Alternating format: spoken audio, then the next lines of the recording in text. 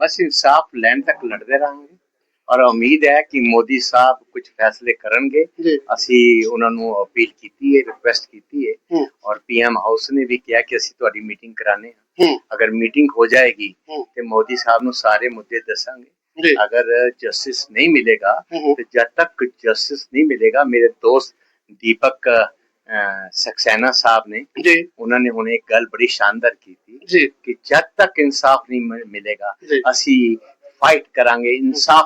भारत के इतिहास में 1984 का वो दिन जिस दिन इंदिरा गांधी तत्कालीन प्रधानमंत्री भारत सरकार की हत्या उनके 2 अंगरक्षकों ने की थी और उसके बाद में एक सरकार ने किस तरह कानून को ताक पे रखकर खास करके तत्कालीन गृह मंत्री नरसिम्हा राव ने जेडी टाइटलर, हरकिशन लाल भगत और सज्जन कुमार, क्योंकि खास करके इन्हीं नाम को हाईलाइट किया था।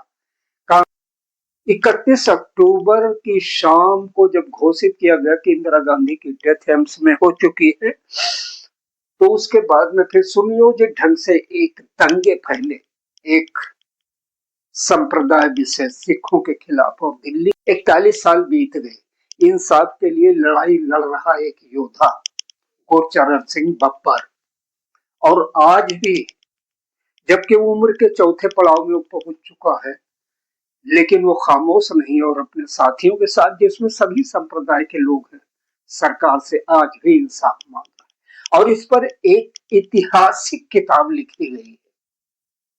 आप देखिए, उस किताब का विमोचन आज दिल्ली के दिल कनाट प्लेस यानी राजीव चौक के अंदर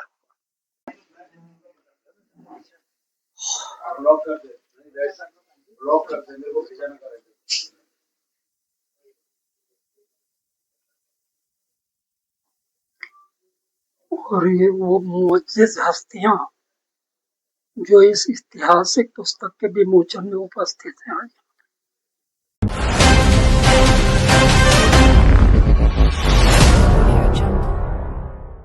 ये करप्ट और भ्रष्ट आदमी को मोदी साहब से अपील है कि भारत रत्न वापस लिया जाए। ये भारत रत्न के हकदार नहीं है नरसिम्हा राव। ये देश के माथे पर कलंक है और पूरी दुनिया में इंसाफ पसंद इंसान वो इस मांग से सहमत होंगे कि नरसिम्हा राव भारत रत्न के काबिल नहीं है। हम प्रधानमंत्री से ये भी अपील करना चाहते हैं, एक सिख वकील जिसने बहुत बड़ा धोखा किया, जो एक कमरे में रहता था, जिसके पास घर में टेलीफोन नहीं था, जिसके पास टीवी नहीं था, आज 400 करोड़ रुपयों का वो मालिक है। डिफेंस कॉलोनी में कोठियां हैं। वह आदमी आज सिर्फ 3 नाम लेता है, भगत, टाइटलर और सज्जन कुमार। इसके अलावा उसके सारे मुकदमे रिजेक्ट हुए। वह आदमी एजेंसियों से मिला हुआ था और आज करोड़ों रुपयों का नहीं, अरबों रुपयों का मालिक है। ਤੁਸੀਂ किताब छापी है, ਤੁਹਾਨੂੰ बहुत-बहुत बधाई हो। अगर जस्टिस नहीं मिलेगा तो जब तक जस्टिस नहीं मिलेगा, मेरे दोस्त दीपक सक्सेना साहब ने उन्होंने हुणे एक गल बड़ी शानदार की थी कि जब तक इंसाफ नहीं मिलेगा असी फाइट करांगे इंसाफ वास्ते। क्या लगता है कि सिख कौम जड़ी है वो आप फाइट वास्ते और सेवा वास्ते और निमर वास्ते और देश की रक्षा वास्ते ही है? जो इंसाफ की गल आती तो लोग पीछा करते, पीछे हट जाते, तुसी की कहना चाहते हो? देखो, जेड़ा सिस्टम बन गया है, जेड़ा माहौल बन गया है, लोग वेस्टेड इंटरस्ट विच आ गए ने। जिसले वेस्टेड इंटरस्ट विच आ जांदे ने, उत्थे उहदे विच चाहे कोई सिख होवे, वो भी जेड़ा है साडे वास्ते चंगा नहीं है। जे वो वेस्टेड इंटरस्ट वास्ते काम करता है, वो अपने वास्ते काम करता है। हुण गुरुद्वारा कमेटियां ने ईमानदारी नाल काम नहीं कीता, लोकां नूं गुमराह कीता, जिवें फुलका ने लोकां नूं गुमराह कीता। ਅਸੀਂ ਇੱਕ ਤਰਫ ਇਕੱਲੇ ਨਹੀਂ ਖੜੇ ਹੋਵਾਂਗੇ, ਅਸੀਂ ਆਪਣੇ ਮਿੱਤਰਾਂ ਨੂੰ, ਦੋਸਤਾਂ ਨੂੰ ਨਾਲ ਲੈ ਕੇ ਚੱਲਾਂਗੇ। ਜਦ ਸਾਡੇ ਦੋਸਤ ਨਾਲ ਚੱਲਣਗੇ ਤੇ ਸਰਕਾਰ ਮਜਬੂਰ ਹੋ ਜਾਏਗੀ। लगना नहीं कि ਅਸੀਂ ਇਕੱਠੇ ਹੋ ਕੇ ਚੱਲੇ ਨਹੀਂ, ਤਾਂ ਹੀ 41 ਸਾਲ ਲੱਗੇ। ਬਿਲਕੁਲ ਹੁਣ ਸਾਨੂੰ ਲੱਗਦਾ ਹੈ ਕਿ ਸਾਡੇ ਵੀਰ, ਸਾਡੇ ਭਰਾ ਹਿੰਦੂ, ਮੁਸਲਮਾਨ, ਸਿੱਖ ਸਮਝਣ ਲੱਗ ਪਏ ਨੇ। ਮੈਂ ਇੱਕ ਤੁਹਾਡੇ ਨਾਲ ਕੁਐਸਚਨ ਕਰਨਾ ਚਾਹੁੰਦਾ ਵੀ ਹਿੰਦੂ ਵੀਰਾਂ ਨੇ ਵੀ ਸਾਡੀ ਜਾਨ ਬਚਾਈ, ਜੀ ਜੀ, ਜਿੱਦਾਂ ਤੁਸੀਂ ਗੱਲ ਕੀਤੀ, ਮੁਸਲਮਾਨਾਂ ਨੇ ਬਚਾਈ। ਕੀ ਲੱਗਦਾ ਕਿ ਉਹ ਅਜੀਬ ਕਿਸਮ ਦੇ ਗੁੰਡੇ ਸੀ ਜਿਨ੍ਹਾਂ ਨੂੰ ਆਪਣੀ ਪਾਰਟੀ ਨਾਲ ਹੀ ਪਿਆਰ ਸੀ ਸਿੱਖਾਂ ਨੂੰ ਕਤਲ ਕਰਨ ਦਾ? ਨਹੀਂ, ਉਹ ਪੇਡ ਲੋਕ ਸਨ। ਉਹ ਕਾंग्रेस पार्टी ने लोगों ਨੂੰ हायर ਕੀਤਾ ਸੀ जी। ये इस चीज के लिए सोचा कि हमें एक किताब, वो भी इतनी स्पेशल ऐतिहासिक किताब लिखनी चाहिए कि पूरी दुनिया में कुछ कातिलों का चेहरा जो अभी भी ढका हुआ था और जिनके बारे में लोग कंफर्म नहीं थे, वो चेहरे बेनकाब हो जाए। जी, मैंने ना पहले एक किताब लिखी थी, इंडियन गवर्नमेंट ऑर्गेनाइज कार्नेज। उसका सब्जेक्ट था कत्ल हुए थे सिख। अब मैंने जो लिखी है, मैटर यही था। मैंने लिखी है नहीं, वो था मारने वाले कत्ल करके, सिखों का कत्ल हुआ। मैंने कत्ल हुआ उसके ऊपर लिखा था। अब मैंने लिखा है डेड बॉडी पे, जो कत्ल करने के बाद सरकार जो थी उसने क्या किया। सरकार ने दोबारा कत्ल किए, जो मर गए थे उनका कत्ल किया, क्योंकि वो तो पागल लोग थे, वो तो भीड़ थी, वो तो खरीदे हुए लोग थे, हायर लोग थे जो मार के चले गए। पर जब सड़क पे डेड बॉडियां पड़ी थी, वो तो संभाला था पढ़े लिखे लोगों ने, सरकार ने, आईएएस लोगों ने, आईपीएस लोगों ने, ब्यूरोक्रेट्स ने। उन लोगों ने उस बॉडीज को उठाया, उठाकर उन्होंने फूक दिया तेल, पेट्रोल, डीजल डालकर।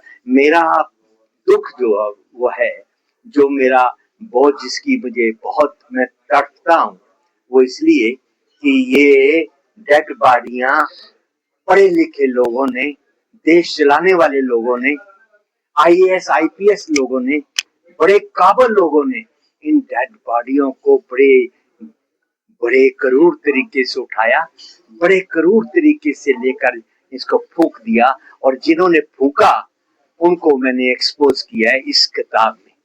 और ये किताब ये बता देगी, जिसको भारत रत्न भारत सरकार ने दिया, जिस नरसिम्हा राव को वो भारत रत्न के काबिल नहीं था, उसके लिए तो जेल थी, उसके लिए तो सलाखें थी।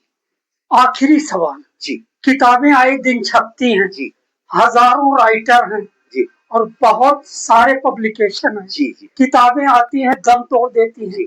ये ऐतिहासिक किताब है, इसमें किसी छुपे हुए कातिलों को सामने लाया गया है, उन लोगों को जिनके लिए कोई पार्टी मुखालफत करती आई है और कोई ऐसे हैं कि सत्ता में बैठकर उसका दुरुपयोग कितना करते हैं। बहुत बड़ा मकसद है, लेकिन इतनी मोटी किताब, प्राइस भी इसमें होगी, लागत भी आम आदमी तक, इंटेलेक्चुअल से लेकर लोअर तबके तक, पढ़ने वाले लोगों तक पहुंचेगी कैसे? हमने एक हमारा आईटी सेल है, वो आज रात से ही, पिछली जो रात थी उससे काम कर रहा है। और आईटी सेल से हम पूरी दुनिया में ये किताब पहुंचा देंगे, पूरी दुनिया में, और पूरे अपने देश के हर स्टेट में पहुंचा देंगे। और हमारी टीम काम कर रही है इस पे।